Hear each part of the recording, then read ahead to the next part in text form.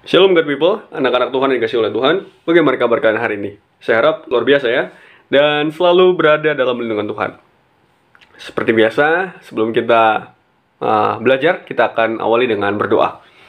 Kita berdoa, Bapa kami di surga, Tuhan kami yang baik, terpujilah Tuhan karena Engkau begitu baik kepada kami, menjaga, melindungi kami sampai pada saat ini. Sekarang kami akan belajar, biarlah kiranya Tuhan berkati, agar kami mengerti pelajaran yang kami pelajari. Terima kasih Tuhan, dalam nama Yesus kami berdoa. Amin. Baik, anak-anak Tuhan yang kasih oleh Tuhan, kita sekarang sudah tiba pada pelajaran kita yang ke-14. Bab 14, bab terakhir ini, ya, judulnya adalah Remaja dan Cita-citanya. Remaja dan cita-citanya. Setiap orang, mungkin setiap remaja juga ya, punya harapan kalau suatu hari nanti pasti lebih baik daripada sekarang gitu kan.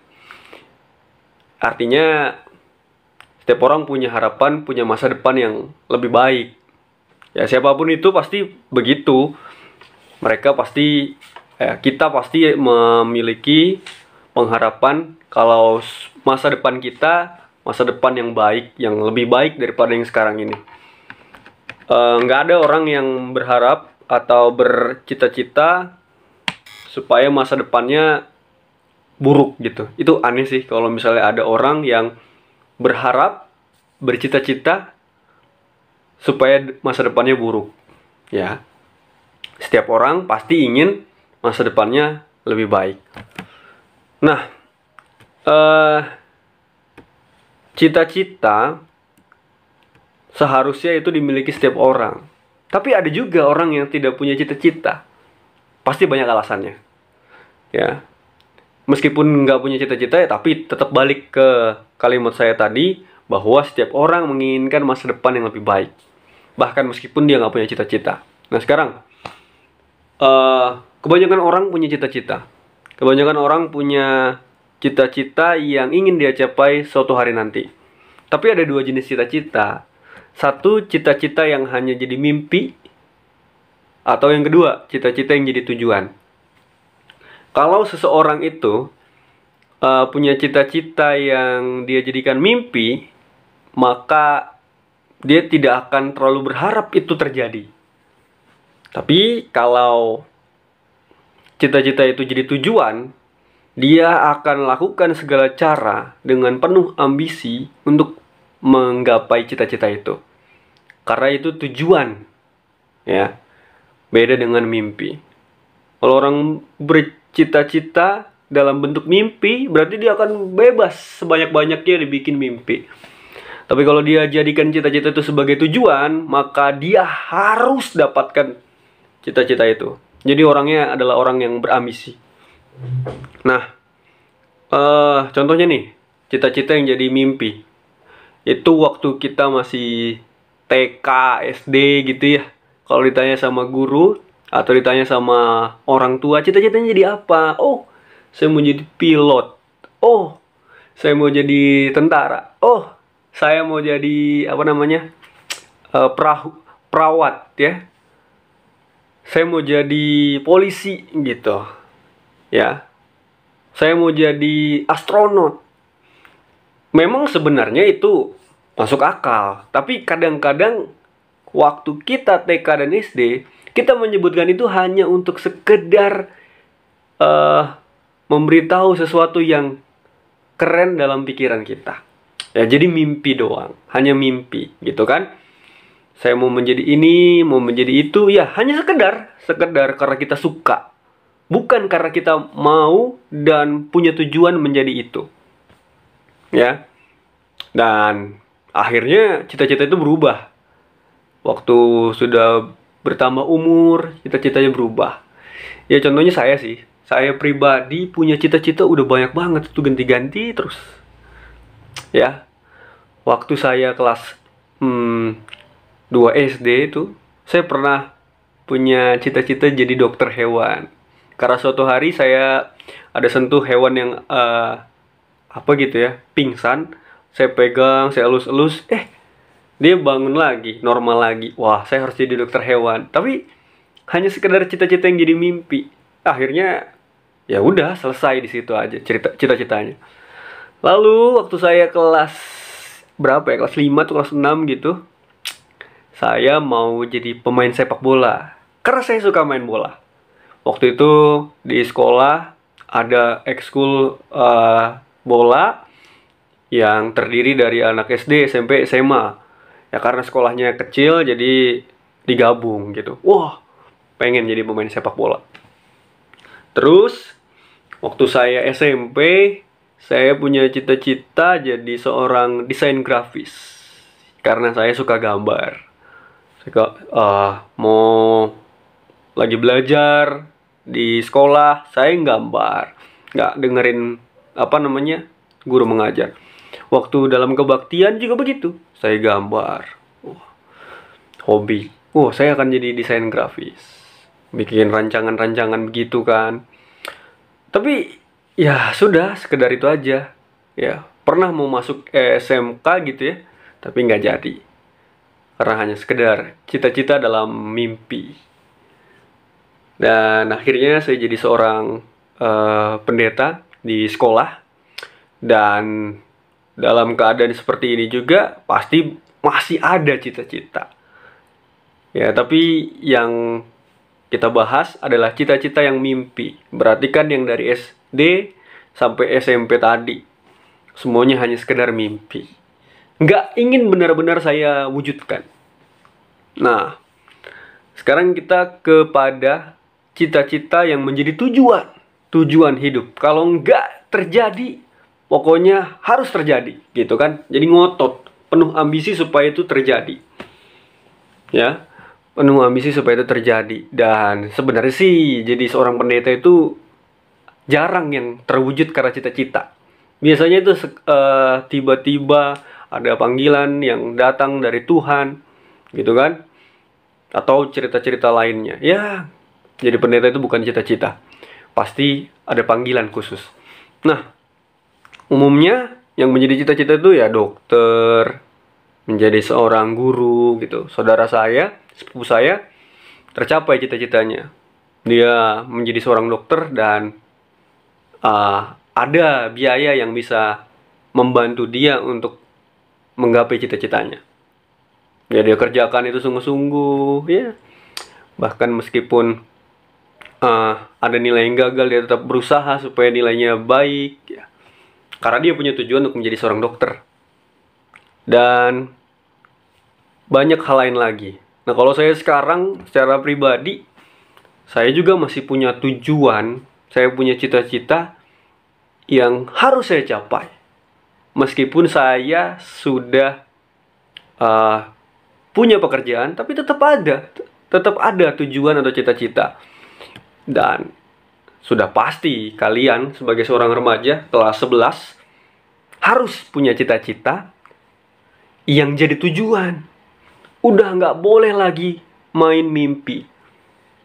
Ya, kalaupun itu mimpi ya bangun dan capailah itu. Jangan hanya sekedar jadi mimpi. Sayang banget. Ya. Tapi dalam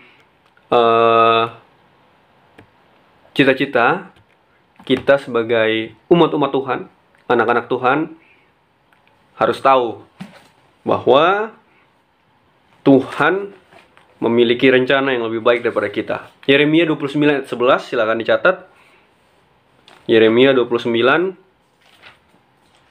ayat 11. Oke, saya baca ya. Sebab aku ini mengetahui rancangan-rancangan apa yang ada padaku mengenai kamu.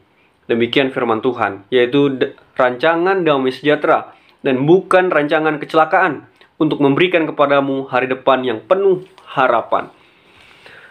Jadi Tuhan tahu apa yang terbaik buat kita.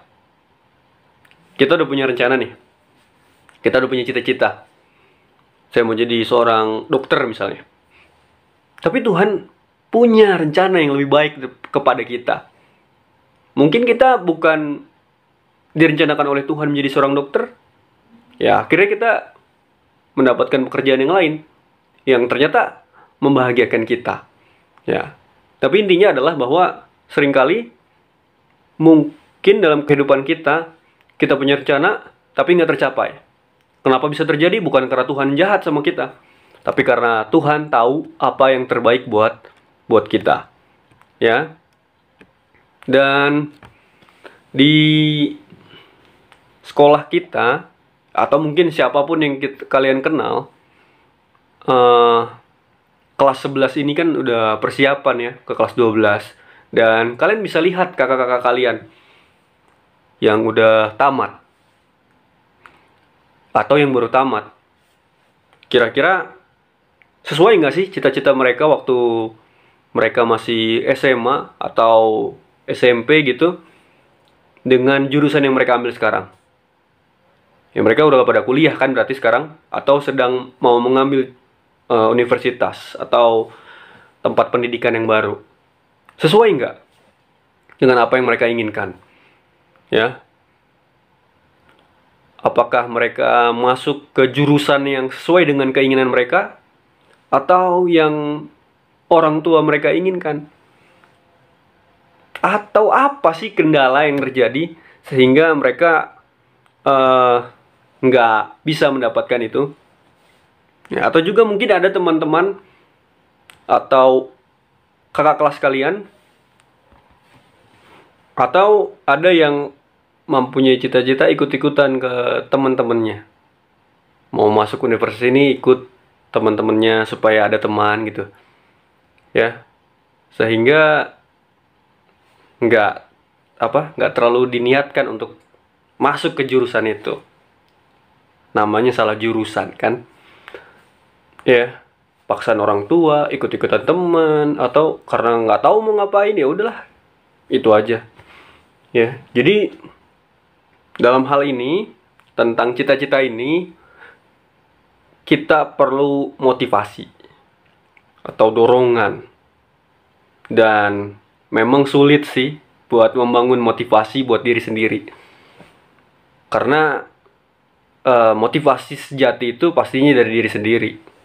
Kita lah yang memotivasi diri kita supaya kita gigih, supaya kita serius, supaya kita tekun untuk menggapai cita-cita kita itu.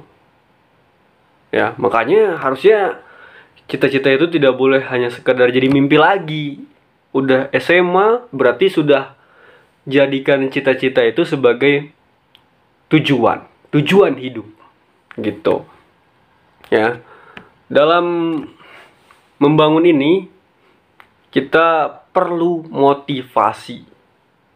Ya, membangun cita-cita kita perlu motivasi, kita perlu dorongan. Kita harus tahu apa yang kita harus lakukan. Nah, sekarang apa sih yang membuat cita-cita kita itu akhirnya tercapai suatu hari nanti? Apakah itu belajar, atau apakah itu berusaha gitu ya? Ya, tentu saja itu adalah hal-hal yang benar. Nah, tapi ada satu hal lagi yang perlu kita tambahkan selain daripada belajar, selain daripada berusaha. Kita lihat ke Mazmur pasal pertama ayat yang kedua. Ya, Mazmur 1 ayat 2 saya baca, tetapi yang kesukaannya ialah Taurat Tuhan, yang merenungkan Taurat itu siang dan malam. Ya. Ketika kita punya cita-cita, kita harus belajar sungguh-sungguh. Kita harus berusaha sungguh-sungguh. Tapi jangan lupa kita juga harus dekat dengan Tuhan. Kita harus serahkan semua cita-cita itu kepada Tuhan, karena hanya Tuhanlah yang sanggup untuk membantu kita dalam menggapai cita-cita itu, ya. Lebih lengkapnya Mazmur 1 ayat 1 sampai 3. Berbahagialah orang yang tidak berjalan menurut nasihat orang fasik, yang tidak berdiri di jalan orang berdosa, dan yang tidak duduk dalam kumpulan penyemooh, tetapi yang kesukaannya ialah Taurat Tuhan, dan yang merenungkan Taurat itu siang dan malam. Ia seperti pohon yang ditanam di tepi aliran air, yang menghasilkan buahnya pada musimnya, dan yang tidak layu daunnya. Apa saja yang diperbuatnya berhasil. Apa saja yang dibuatnya berhasil. Kenapa berhasil? Karena dia serahkan semuanya kepada Tuhan. Ya, Tuhan yang memberikan kepada kita akal, hikmat, pikiran untuk memecahkan masalah, untuk mengantisipasi segala sesuatu, ya. Dan manusia bisa merancang segala sesuatu, tetapi tentu saja seperti yang sudah saya sampaikan tadi, bahwa Tuhan punya rencana juga buat kita, ya. Di Roma 8 ayat 28 katakan, ya, kita buka Roma 8 ayat 28. Kita tahu sekarang bahwa Allah turut bekerja dalam segala sesuatu untuk mendatangkan kebaikan bagi mereka yang mengasihi Dia, yaitu bagi mereka yang terpanggil sesuai dengan rencana Allah. Ya, mendatangkan kebaikan. Jadi bila suatu hari cita-cita kita yang kita sudah impikan dari dulu, yang kita sudah tuju, itu nggak tercapai, itu bukan karena Tuhan merencanakan kita gagal. Tuhan tidak pernah merencanakan kita gagal. Tapi di balik kegagalan kita, ada rencana Tuhan. Ya, saya harap kita mengerti. Seringkali ini kita punya tujuan untuk jadi seorang dokter. Tuhan nggak mau kita gagal. Tuhan tidak pernah berencana atau menentukan kita gagal. Ya, seringkali yang membuat kita gagal adalah pihak-pihak lain. Mungkin bahkan diri kita sendiri. Kita kurang sungguh-sungguh belajar, keuangan kita kurang memadai, atau tempat yang kita tuju itu punya standar yang lebih tinggi, ya, sehingga akhirnya kita gagal. Bukan Tuhan yang merencanakan kita gagal. Tapi ketika kita gagal, ketika kita sudah gagal, Tuhan punya rencana supaya kita mendapatkan sesuatu yang lebih baik dibandingkan dengan apa yang kita tuju. Ya. Jadi Tuhan selalu mendatangkan kebaikan kepada kita. Yang kita anggap baik belum tentu bagi Tuhan baik. Yang kita anggap nggak baik belum tentu bagi Tuhan baik. Jadi semuanya harus kita serahkan kepada Tuhan. Cita-cita kita itu kita harus serahkan kepada Tuhan. Coba kita lihat lagi Yakobus 4 ayat 13 sampai 17, ya. Catat dan saya akan baca. Jadi sekarang, hai kamu yang berkata, hari ini atau besok kami berangkat ke kota Anu, dan di sana kami akan tinggal setahun dan berdagang serta mendapat untung. Sedang kamu tidak tahu apa yang akan terjadi besok. Apakah arti hidupmu? Hidupmu itu sama seperti uap yang sebentar saja kelihatan lalu lenyap. Sebenarnya, kamu harus berkata, jika Tuhan mengkehendakinya, kami akan hidup dan berbuat ini dan itu. Tetapi sekarang kamu memegahkan diri dalam congkakmu, dan semua kemegahan yang demikian adalah salah. Jadi, jika seseorang tahu bagaimana ia harus berbuat baik, tetapi ia tidak melakukannya, ia berdosa. Kita nggak bisa andalkan diri kita sendiri. Semua itu bergantung kepada Tuhan. Ya. Karena banyak sekali faktor-faktor yang mempengaruhi cita-cita kita. Ada orang lain, ada diri kita sendiri, ada kesehatan, ada alam, ada standar universitas, ya kan? Kita punya cita-cita ini. Terus kita merasa, wah saya udah pintar, saya punya nilai yang bagus-bagus. Tapi kalau Tuhan tidak mengkehendakinya, maka itu semua nggak mungkin bisa terjadi. Semua yang terjadi dalam kehidupan kita itu harus seizin Tuhan. Jadi jangan pernah kita berpikir bahwa dengan kepintaran yang kita miliki, kita akan sukses. Dengan usaha yang kita miliki, kita akan sukses. Bukan itu. Tetapi semuanya oleh karena Tuhan. Banyak orang-orang yang pintar, ya kan? Tapi ketika dibanding-bandingkan dengan teman-temannya yang mungkin disebutnya kurang pintar lah ya, cukup pengetahuannya di kelas, malah teman yang lebih sukses. Ya kenyataannya sih begitu di angkatan saya. justru yang biasa-biasa aja, tapi karena dia punya semangat yang gigih, dia harus capai cita-cita dengan baik, sekarang dia jadi orang yang sukses. Ya. Dibandingkan dengan yang peringkat-peringkat pertama, kedua, ketiga gitu. Ya karena dia punya semangat yang kuat, diserahkan semuanya kepada Tuhan. Jadilah apa yang dicita-citakan. Sama-sama nggak punya biaya, tapi kalau Tuhan yang sudah diandalkan, maka itu semua bisa terjadi. Ya, selama bersama-sama dengan Tuhan, maka sudah pasti itu semua akan berjalan dengan baik. Mungkin nggak sesuai dengan yang kita inginkan, tetapi sudah yang terbaik. Karena Tuhan yang menentukan. Ya. Amsal 23 ayat 18. Oke, kita lihat Amsal pasal yang ke-23 ayat yang ke-18, apa yang dikatakannya tentang cita-cita. Karena masa depan sungguh ada dan harapanmu tidak akan hilang.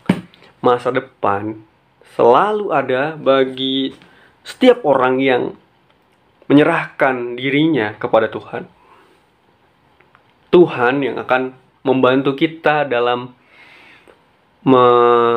menggenapi cita-cita yang kita inginkan. Ya. Tapi jangan lupa kita juga harus siapkan rencana yang kita bisa serahkan kepada Tuhan. Kalau kita nggak bikin rencana, apa yang mau kita doakan kepada Tuhan? Ya. Setiap orang yang gagal membuat rencana adalah orang yang merencanakan dirinya untuk gagal. Saya ulangin. Setiap orang yang gagal untuk membuat rencana adalah orang yang merencanakan untuk gagal. Ya. Jadi kalau udah ada rencana, udah enak mau ngapain berikutnya. Apa nih yang harus dilakukan supaya rencana ini berhasil? Yang tentunya harus diawali dengan berdoa. Serahkan kepada Tuhan. Tuhan, saya mau mengambil jurusan ini. Saya punya cita-cita ini. Misalnya jadi dokter gitu. Ya Tuhan, saya mau jadi seorang dokter. Supaya saya jadi berkat buat orang lain. Tuhan tentunya akan mendengar. Dan Tuhan akan siapkan yang terbaik. Mungkin bukan itu. Tapi Tuhan pasti akan siapkan yang terbaik buat kita. Ya. Jadi buatlah sebuah rencana supaya Tuhan juga bisa bekerja buat kita. Ya. Supaya Tuhan bisa bekerja buat kita. Kalau kita nggak pernah minta apa-apa, ya apa yang mau Tuhan kasih? Kita kan nggak pernah minta, gitu kan? Kita nggak pernah minta. Ya ibaratnya kita nyalain motor nih. Ya nyalain motor, hidupin mesinnya. Terus kita baru mikir setelah nyalain motor, mau kemana ya? Ya, mau kemana ya? Sampai bensinnya habis. Kalau kita gagal membuat rencana, ya akhirnya nggak jadi berangkat. Tapi supaya berangkat, supaya bisa tercapai tujuan kita, sebelum kita nyalakan sebelum kita nyalakan mesin motor, kita buat dulu rencana. Saya mau kemana? Oh, saya mau ke Garut. Mau ngapain ke sana? Mau berenang, gitu kan? Oke, baru nyalakan motor. Ya. Semuanya harus disiapkan supaya Tuhan bisa menolong kita dalam mencapai cita-cita yang kita tuju itu. Ya. Nah, jadi dari pelajaran kita hari ini, saya minta kalian buat cita-cita kalian. Yang pertama ya, cita-cita kalian dari kalian kecil lah sampai kalian SMP kelas 9. Apa aja cita-citanya? Oke. Setelah itu kalian buat yang berikutnya, yang kedua adalah cita-cita kalian pada saat sekarang. Ini kalian udah kelas 11 mau kelas 12. Bentar lagi kalian mau ngambil pendidikan tinggi kan? Ya. Jadi harus tahu apa yang saya cita-citakan sekarang. Udah 2 tuh. Cita-cita yang dulu, cita-cita yang sekarang. Yang ketiga adalah apa yang akan saya lakukan supaya cita-cita saya itu terkabul? Ya, apa yang akan saya lakukan supaya cita-cita saya itu terkabul? Harus kalian buat. Harus tahu apa yang harus dilakukan supaya cita-citanya terkabul. Yang keempat adalah apa resiko-resiko atau kendala-kendala atau masalah-masalah yang mungkin nanti kalian hadapi. Nah, jadi kalau tahu risikonya, tahu masalahnya, tahu kendalanya, kalian akan mikir dari sekarang.